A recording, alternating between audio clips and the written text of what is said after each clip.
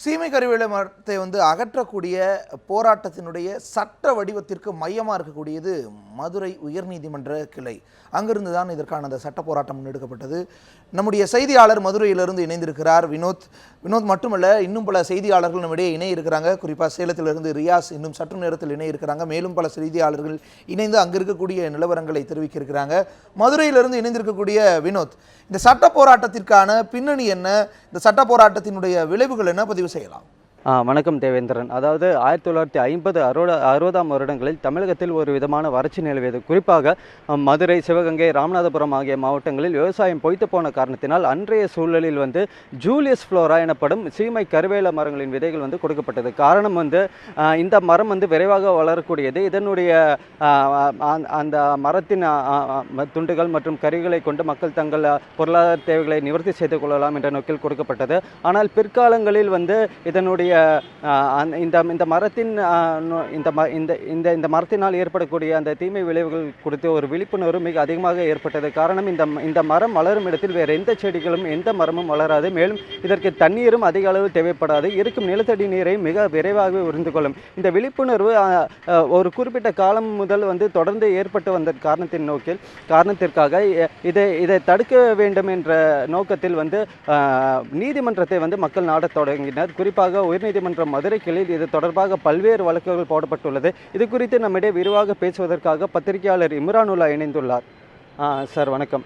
அதாவது இந்த சீமை கருவேல மரங்களை அகற்றணும் அப்படிங்கிற அந்த விழிப்புணர்வு ஏற்பட்டதன் காரணமாக பல்வேறு வழக்குகள் நீதிமன்றத்தில் தொடுக்கப்பட்டது. எப்போ முதலாக இந்த வழக்குகள் போடப்பட்டது? இந்த வழக்கினுடைய தன்மைகள் என்ன? எத்தனை வழக்குகளில் இது மாதிரி பதிவு செய்யப்பட்டுள்ளது? முதல் வழக்கு என்பது 2013ஆம் ஆண்டு போடப்பட்டது. மதுரையை சேர்ந்த ஒரு ஆக்டிவிஸ்ட் ஆனந்த்ராஜ் என்பவர் அந்த வழக்கை தொடுத்தார். எந்த பேசிஸில் அவர் அந்த வழக்கை போட்டார்னு சொன்னால், அக்டோபர் 20, 2013 அன்று director of rural development and panchayat Raj, அரசுடைய ரூரல் டெவலப்மெண்ட் இயக்குனர் அவர்கள் ஒரு கடிதத்தை அனைத்து கலெக்டர்களுக்கும், கலெக்டர்கள் தான் அந்தந்த மாவட்டத்தில் உள்ள பஞ்சாயத்துகளின் இன்ஸ்பெக்டர்கள், அப்படி இன்ஸ்பெக்டர்கள் என்கிற முறையில் அவர்களுக்கு ஒரு கடிதம் எழுதுகிறார். அந்த கடிதத்தில் டைரக்டர் ஆஃப் ரூரல் டெவலப்மெண்ட் சொல்கிறார், இந்த ப்ராசோபிஸ் ஜூலிஃப்ளோரா என்கிற சீமை கருவேல மரங்கள் இயற்கைக்கு மிகவும் ஆபத்து விளைவிக்கக்கூடிய மரங்கள் என்று. அதில் என்ன சொல்கிறார்? இவைகளுடைய ரூட்ஸ், வேர்கள் மிக ஆழமாக செல்லும். இப்போ பார்த்திங்கன்னா சில நாடுகளில் 175 அடி வரை இந்த வேர்கள் ஆழமுடன் சென்றுள்ளன. அப்படி ஆழமுடன் செல்லும் போது கிரவுண்ட் வாட்டர் உறிஞ்செடுக்கும் தன்மை நிறைந்துள்ளன. அதேபோல் பறவைகள் இந்த மரங்களில் கூடுகளை கட்டாது. இதில் கேட்டில் கட்டி வச்சோம்னா அது மலட்டுத்தன்மை, இன்ஃபர்டிலிட்டி அதில் டெவலப் ஆகிடும். இப்படி பல காரணங்களை கூறி வெளிநாடுகளில் இதை எடுத்துட்டாங்க, நம்ம அண்டை மாநிலமான கேரளாவில் முழுமையாக இதை ஒழிச்சிட்டாங்க, இதெல்லாம் சொல்லி நீங்களும் நடவடிக்கை எடுங்கன்னு சொல்லியிருக்காரு. ஆனால் அந்த கடிதத்தின் அடிப்படையில் அதிகாரிகள் எந்த நடவடிக்கையும் எடுக்கவில்லை என்று கூறி ஆனந்த்ராஜ் வழக்கு தொடர்கிறார். இதை ஜனவரி 9, 2014 நீதிபதி ஆர் சுதாகர், தற்போது அவர் காஷ்மீர் நீதிமன்றத்தில் உள்ளார், அவர் இதை சீரியஸ் வியூ ஒன்று எடுத்து உத்தரவு பிறப்பித்து தமிழக அரசின் சீஃப் செக்ரட்டரி, முதன்மை செயலாளருக்கே உத்தரவிட்டு இதை தமிழகம் முழுக்க எடுங்கள் என்று ஒரு உத்தரவு பிறப்பிக்கிறார். இதுதான் சீமை கருவேலத்தின் ஆரம்பம். முதல் உத்தரவு ஜனவரி 9, 2014 பிறப்பிக்கப்பட்டது. சார், இப்போ அந்த 2014 அந்த பிறப்பித்த அந்த உத்தரவில் போர்க்கால அடிப்படையில் நடவடிக்கை எடுக்கணும், ஆன் வார் ஃபுட்டிங் அப்படின்னு சொல்லியிருந்தாங்க. ஸோ அதுக்கப்புறமே அது கிட்டத்தட்ட ஒரு 3 வருஷம் போன பிறகும் தற்பொழுது திரு வைகோ போன்றவர்களும் இது மாதிரி ஒரு வழக்கு தொடுத்திருக்கிறாங்க.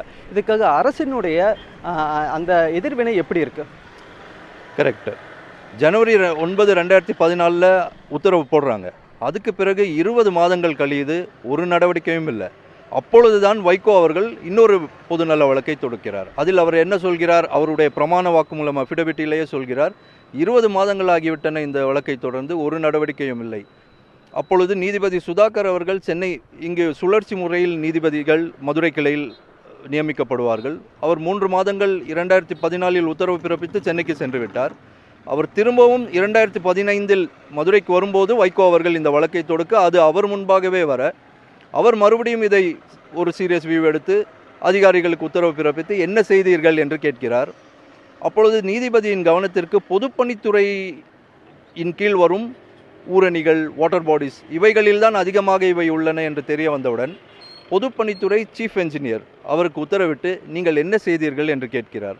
அப்பொழுது 2015ஆம் ஆண்டு பொதுப்பணித்துறை சீஃப் என்ஜினியர் ஒரு அறிக்கையை நீதிமன்றத்தில் தாக்கல் செய்கிறார். அதில் என்ன சொல்கிறார்? தென் மாவட்டங்களில் மட்டும், ஏனென்றால் வைகோ தொடுத்த முதல் வழக்கு 13 மாவட்டங்கள், மதுரை கிளையின் ஆளுகைக்குட்பட்ட 13 மாவட்டங்களுக்கு மட்டும்தான். அப்பொழுது பொதுப்பணித்துறை சீஃப் என்ஜினியர் சொல்கிறார், 2.25 லட்சம் ஹெக்டேர் நிலப்பரப்பில் இந்த சீமை கருவேலங்கள் இந்த 13 மாவட்டங்களில் மட்டும் பறந்து வளர்ந்துள்ளன. இவைகளை எடுப்பதற்கு 809 கோடி ரூபாய் செலவாகும். இவையெல்லாம் எடுத்து விற்றால் இதை விறகாக பயன்படுத்துகிறார்கள், எரித்து சார்கோல் கூட செய்கிறார்கள். விற்றால் 120 கோடி ரூபாய் வருமானம் வரும். 120 கோடி வருமானம், ஆனால் செலவோ 800 கோடி, கிட்டத்தட்ட 8 மடங்கு என்பதை அவர் தெரிவித்தார். ஆனால் நீதிபதிகள் இது மக்கள் நன்மைக்காக, அப்பொழுது நீதிபதிகள் முன்பு இன்னொரு கருத்தும் வைக்கப்பட்டது அரசு தரப்பில் இருந்து. கிராமங்களில் வசிக்கும் மக்கள் இதை விறகாக பயன்படுத்தி அவர்களுடைய வாழ்வாதாரத்தை மேம்படுத்திக் கொள்ள பயன்படுத்துகிறார்கள். இந்த நிலையில் நாம் இதை அழித்து விட்டோமானால் அவர்களுடைய வாழ்வாதாரம் பாதித்துவிடும் என்று. அதற்கு வைகோ தரப்பில் வைத்த காரணம், மக்களிடம் விழிப்புணர்வை ஏற்படுத்த வேண்டியது அரசின் கடமை, இதனால் எவ்வளவு தீங்கு நடைபெறுகிறது என்பதை சொல்ல வேண்டும் என்று கூறி அதை ஏற்க மறுத்து, நீங்கள் கண்டிப்பாக ஒரு குழு அமைத்து, தலைமை செயலாளர் தலைமையில் ஒரு குழு அமைத்து இதை எடுங்கள் என்று உத்தரவு பிறப்பித்து சென்னை சென்று விட்டார். 2015இல் இந்த உத்தரவு பிறப்பிக்கப்பட்டு அதற்கு பிறகு இந்த வழக்கு அப்படியே நிலுவையிலேயே இருந்தது. தற்போது டிசம்பர் 6, 2016 அன்று நீதிபதி செல்வம் அவர்கள் மதுரை கிளைக்கு சென்னையிலிருந்து வருகிறார். அவர் முன்பு மதுரை நகரில் மட்டும் இந்த சீமை கருவேலங்களை அகற்றுமாறு முன்னாள் மேயர் பட்டுராஜன் என்பவர் ஒரு வழக்கு தாக்கல் செய்திருந்தார். அந்த வழக்கு அவர் முன்பு வரும்போது சென்னை உயர்நீதிமன்றம் நாம் இப்பொழுது நின்று கொண்டிருக்கும் இந்த இடத்திலிருந்து டிஸ்ட்ரிக்ட் கோர்ட், மாவட்ட நீதிமன்றம் வரை உள்ள அனைத்து சீமை கருவேலங்களையும் அகற்றுங்கள் என்று மதுரை மாநகராட்சி ஆணையரை அழைத்து, நேரிலே அழைத்து உத்தரவு பிறப்பிக்கிறார். ஆனால் நடவடிக்கை திருப்திகரமாக இல்லை. அதற்கு பிறகு ஒரு வாரம் கழித்து வைகோ தாக்கல் செய்த 2015இல் தாக்கல் செய்த மனு அவர் முன்பு வருகிறது. அன்றைய தினம் வைகோ நீதிமன்றத்தில் ஆஜராகவில்லை. இருந்தாலும் நீதிபதி அந்த வழக்கை எடுத்து 13 மாவட்டங்களிலும் முழுமையாக நீக்குங்கள் இந்த சீமை கருவேலங்களை என்று உத்தரவிடுகிறார். அதற்கு பிறகு அதற்கு அடுத்த விசாரணையில் 10 நாட்கள் கழித்து வழக்கை போடுகிறார். வைகோ நேரில் ஆஜராகிறார். அவர் தன்னுடைய வாதங்களை வைக்கிறார். அப்பொழுது நீதிபதிகள், எங்களுக்கு தெரியும் இதனால் எவ்வளவு தீங்கு என்று, நாங்கள் கண்டிப்பாக இவைகளை அகற்ற நிச்சயமான நடவடிக்கை எடுப்போம் என்று கூறுகிறார்கள். முதலில் மாவட்ட நீதிபதிகளுக்கு உத்தரவிட்டு அவரவர்கள் மாவட்டங்களில் உள்ள இடங்களை எல்லாம் சென்று நேரிடையாக பார்த்து அரசு அதிகாரிகள் எப்படி வேலை செய்கிறார்கள் என்று கண்காணியுங்கள் என்கிறார்கள். 10 நாட்கள் கழித்து ஒத்திவைக்கப்படுகிறது வழக்கு. 10 நாட்கள் கழித்து நீதிமன்ற வரலாற்றிலேயே முதல் முறையாக 65 அட்வொகேட் கமிஷனர்கள் என்று கூறக்கூடிய வழக்கறிஞர்களை நியமித்து ஒவ்வொரு மாவட்டத்திற்கும் 5 வழக்கறிஞர்கள் என்கிற வீதத்தில் நீங்கள் போய் பணிகள் சரியாக செய்கிறார்களா என்று நடவடிக்கை.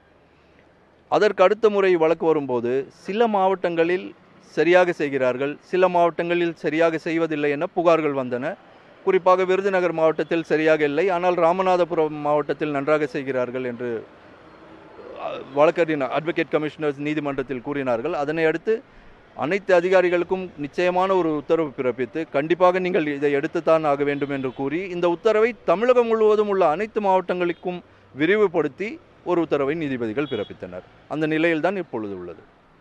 சார், இப்போது இந்த நீதிமன்ற உத்தரவு சீமை கருவேல மரங்களை அகற்றணுமா, அதே போல் இனிமேல் வளர விடாமல் தடுப்பதற்கு என்னாச்சும் ஒரு உத்தரவு பிறப்பிச்சிருக்காங்களா? இதில் நீதிமன்றத்தினுடைய கண்காணிப்பு, இந்த உத்தரவு பிறப்பிச்சதுக்கப்புறம் அதனுடைய கண்காணிப்பு எந்த அளவுக்கு இருக்குது? கண்காணிப்பு என்பது மிக அதிகமாக உள்ளது.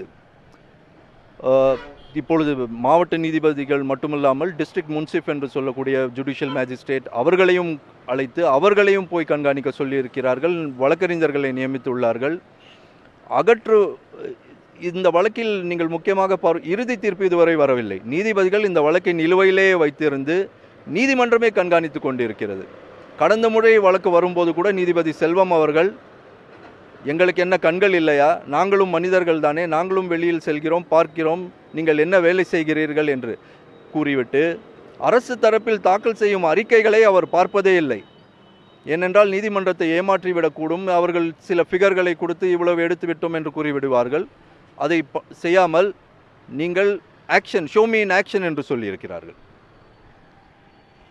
அதாவது சீமை கருவேல மரங்களை அகற்றுவது மட்டுமல்லாமல், நீதிமன்ற உத்தரவின்படி அகற்றுவது மட்டும் ஒரு விஷயமாக அல்லாமல், இனிமேலும் இந்த சீமை கருவேல மரங்களை வளர விடாமல் தடுப்பதே இந்த நீதிமன்றத்திற்கு அரசு கொடுக்கும் ஒரு மரியாதையாக இருக்கும். தேவேந்திரன்.